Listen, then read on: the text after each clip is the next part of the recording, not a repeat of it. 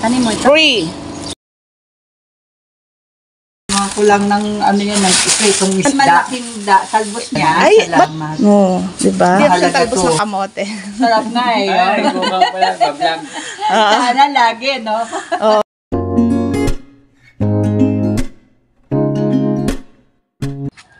Hello! Magandang araw mga ka-backyard! For today's video ay mangunguha tayo ng mga talbos ng kamote na pwede nating i-share sa mga kapitbahay. At ito'y mga nagsusulputan na yung mga talbos niya. At hindi ko pa naman siya gagamitin. So, para dumami palalo yung talbos niya, i-share natin to sa ating kapitbahay. Siguro mga dalawa lang yung mabibigyan natin, pero at least makakatulong sa kanila at makakain nila. Kesa sa nakatiwangwang lang dito yung mga talbos at mahaba sila na hindi naman dumadami. So, kailangan i-share natin sa mga kapitbahay para dumami lalo. At may maibigay pa na tayo sa iba pang mga kapitbahay dito. Hindi ko ito binibenta, binibigay ko lang sa kanila. At heto na nga, yung talbos ng kamote, sabi nila, ito trivia to ha, sabi nila, pag daw ang lalaki ang nagtanim ng talbos ng kamote, hindi daw ito maglalaman. Pero sabi nila, pag babae daw ang nagtanim, ito'y maglalaman. Susubukan nga natin. Ako ang nagtanim nitong talbos para subukan nga natin kung maglalaman siya. Dati kasi, nagtanim yung mister ko nito. Nung kinuhanan namin, 1 taon na ata ito nakatanim. Pero wala siyang bunga. Wala siyang laman. Pero sinubukan ko, ako ang nagtanim. Kaya lang, paano siya magkakalaman kung kinukuhanan ko siya ng talbos? Siguro, magtatanim ako ng separate para pabungahin natin, para maglaman siya. At isi-separate din natin yung pinagkukuhanan ng talbos. At ito na nga, ito yung tinanim kong ito'y pagkukunan ko ng talbos kasi masustansya ang talbos ng kamote. Ang sweet potato sa English. At ang talbos ng kamote ay maraming sustansyang nabibigay sa katawan natin. At alam nyo ba, tingnan nyo tong dalawa kong alaga, si Mimi at si Tasha. Sumasali sila sa pinagkukunan ko ng talbos. Tingnan mo, lagi silang nakikipagmarites. Lagi silang nakikinig sa mga sinasabi ko at lagi silang nandyan. Kung ano yung ginagawa ko, nandyan lang sila. Tingnan nyo yung dalawang to, masyado silang dikit sila. Tingnan mo, mag-aaway pa yung dalawa niyan. Ang cute kaya nila, tingnan mo. Pupunta pa siya dun sa pinaglalagyan ko ng talbos, ang pusa, ang Mimi namin. Ang cute nila. Tingnan mo, mag-aaway pa silang dalawa. Pero sa ngayon, yung talbos, ang dami niyang talbos. Kasi nga, umuulan. Pag umuulan pala, ang talbos ay dumadami yung kanilang mga talbos. Dahil ang ulan ay may hatid na oxygen. Kaya yung mga halaman ay lalo silang lumalago at gumaganda. Ang talbos ng kamote pala ay ang mga dahon at tangkay ng halamang kamote. Ito ay isang sikat na sangkap sa maraming lutuing Pilipino. Ang mga dahon ay puno ng mga sustansya tulad ng vitamina A, C at K. Pati na rin ng mga mineral tulad ng calcium, iron at potassium. Ang mga talbos ng kamote hindi lamang masarap kainin, kundi mayroon ding maraming benepisyo sa kalusugan natin. Narito ang mga halimbawa na mga benepisyo ng talbos ng kamote. Nakakatulong laban sa diabetes. Nakakapagpabuti sa kalusugan ng puso. Ito ay panlabas sa cancer. Anticoagulant. Nakakatulong sa digestion. Nakakapanatili ng kalusugan ng buto. Nakakabawas ng pamamaga. Nakakapagpapaganda sa balat.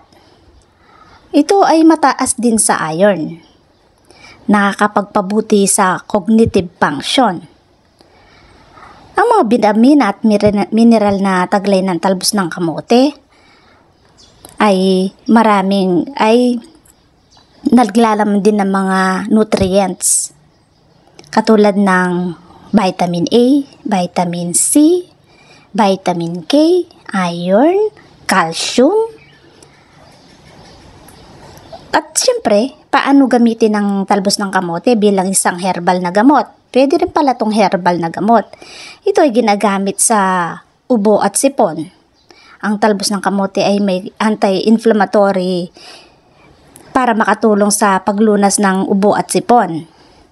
Sugat at infeksyon, pwede rin pala. Ang talbos ng kamote ay may antibacterial at antifungal.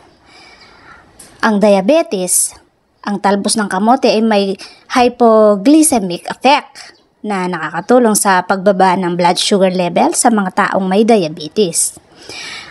Ito rin ay gamot sa high blood pressure. Ito rin ay nagpapababa ng blood pressure. Ang pagkain ng talbos ng kamote ay nagbibigay ng potassium. Good morning. Gusto mong talbos? Sarap yan. Mo ko lang ng ng itong isda. Oo. Fresh. Kasi sa diyan sa pangalan niyan, sa Talipapa, Diyos ko, puro bulok lang. Tapos ang mahal Yan, pa, fresh. 20. Kanina ko lang kinuha yan. 20 Tingnan mo, pesos. buksan mo ang fresh. Pag ganyan, lahat ilalagay ka ganun. Oo, Kahit malaking talbos niya, ay, batayan oh. Kunin mo lahat yung dahon. ng dahon. Oo. Mura pa. Yan. Ay, salamat. Oo, diba? Mahalaga to. Ang ganda ng talbos ng kamote. Ako kahit ganyan lang ulam ko, tsaka bagoong sausaw ko sa suka. Kain ng bagoong. Nalagyan ko lang yan ng toyo Pang kalamansi. selfie ah. Hi! Ayan si Ate Belen. Share your blessing. Kaya binigyan ko siyang talbos ng kamote. Sarap nga eh. Ay, bukang pala, bablog. Sana lagi, no? Oo.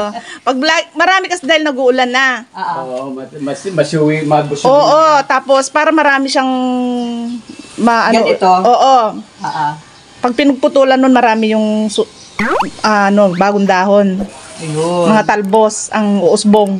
Kita mo ganda niya, fresh na fresh nga Lahat siya, ng no? dahon yan gamitin mo, hindi yan matanda. Oo, ganun nga eh. Diyos ko sa palengke, kalahati na nga lang. Ito lang nakukuha. Wala amang ko. makukuha. Mas marami pa yung natatapon. Oo, kasi matanda yung dahon. Tapos binubusalan pa rin nila ng mga matatandang dahon sa gitna. Ganun ba yun? Oo. Ibang klase na yung dahon. Hindi na siya fresh. Oo. Sabi ko, pa, 20. Oo. Gusto, 20 pesos. Sabi ko Yan, naman mura. yan. Yan, free. Kaya sabi ko, ang dami naman, anong gagawin ko dito? Di ko naman yan ibibenta. Kaya sabi ko, bigay ko na lang sa Sa mga neighborhood. Oo, para naman mapakinabangan. Hindi, di ba pag namimigay ka, lalo nga dumadami Oo. niya. Yung Parang bunga. Yung pinagputulan ko niyan, dami niyan magiging Oo, hindi totoo yun. Sabi nga, lalo, nabubunga yung mo, puno mo, gano'n. Pag di ba may nanghingi, pamigay mo lang. Lalong dadami ang bunga. Oo. Kasi maraming nakikinata. Yun. Diba? Binigyan ko din si Beth para, Si Beth? oo. Yung iba sa susunod. Marami pa naman Lucy, hindi mo binigyan. Hindi pa, susunod na lang siya. Hindi ko siya makita eh. Nasa loob lang yan. Busy yun eh, lagi. Nagpapasexy. Oo, sexy. Okay lang yan. Salamat. Oo. Thank you din dito sa tray na marami ring God bless you. yung mauusukan nito, maraming bunga. Mabubunga.